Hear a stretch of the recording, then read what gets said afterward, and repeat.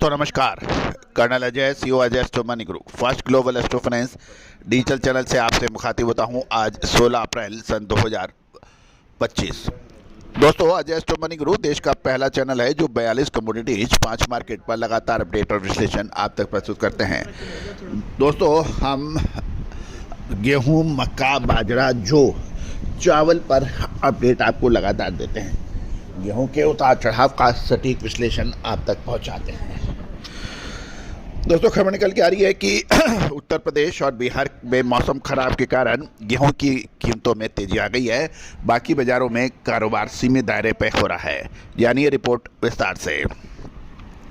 दोस्तों, इससे पहले हम आगे चले, एक विनम्र अनुरोध, यदि आप हमारे चैनल पे पहली बार आए हैं और अभी तक सब्सक्राइब नहीं किया है तो चैनल पर को सब्सक्राइब करना बिल्कुल ना भूलें। दोस्तों, देश के प्रमुख मंडियों में गेहूं की कीमतें पिछले कुछ सत्रों से सीमित दायरे में काम कर रही है, लेकिन उत्तर प्रदेश और बिहार में मौसम खराब रहने से कीमतों में मजबूती देखी गई है। उत्तर प्रदेश, बिहार, पंजाब, हरियाणा में अब तक कुल अनुमानित आवक का सिर्फ 10% ही तक मंडियों में पहुंचा है। उत्तर प्रदेश, बिहार में बारिश और ओलावृष्टि के चलते गेहूं की चमक पर असर पड़ा है और लगभग 2 से 4% तक की उपज के नुकसान की रिपोर्ट है। इसके अलावा उत्तर प्रदेश में किसानों के बेहतर भाव की उम्मीद से किसान माल रोक कर बैठे हैं, जिससे सप्लाई टाइट बनी हुई है और बाजार को सपोर्ट मिला हुआ है। शाहजहांपुर की बात करें तो 10 से 20 रुपये बढ़कर 2600 रुपये प्रति क्विंटल नेट रेट पर पहुंचे हैं। बिहार में खरीदारों ने 2620 से 2630 तक के भाव कर दिए हैं, लेकिन मौसम के कारण पर्याप्त माल नहीं मिल सका है। दिल्ली में 2570 के भाव स्थिर बताए जा रहे हैं।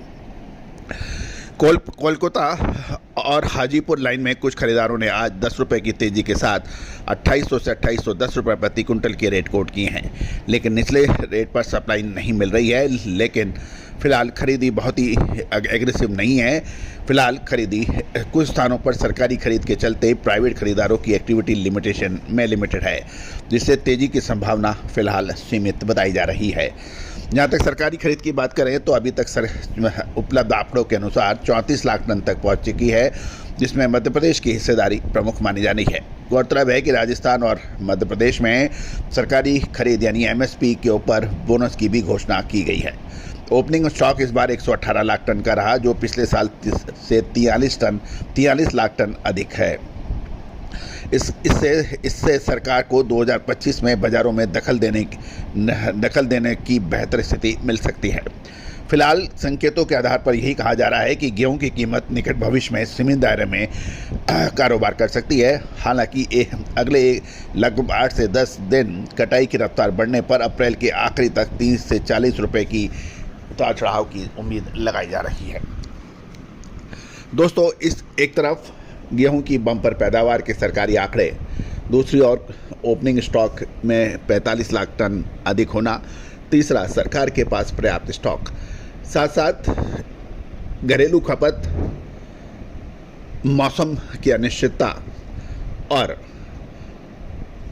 सरकार के कड़े नज़र को देखते हुए क्या इस बार भी गेहूं शानदार तेजी दिखाएगा या फिर पिछले 2 से 3 साल की जो तेजी है, जो मुनाफे हैं, वो सीमित हो जाएंगे? ये एक यश प्रश्न है।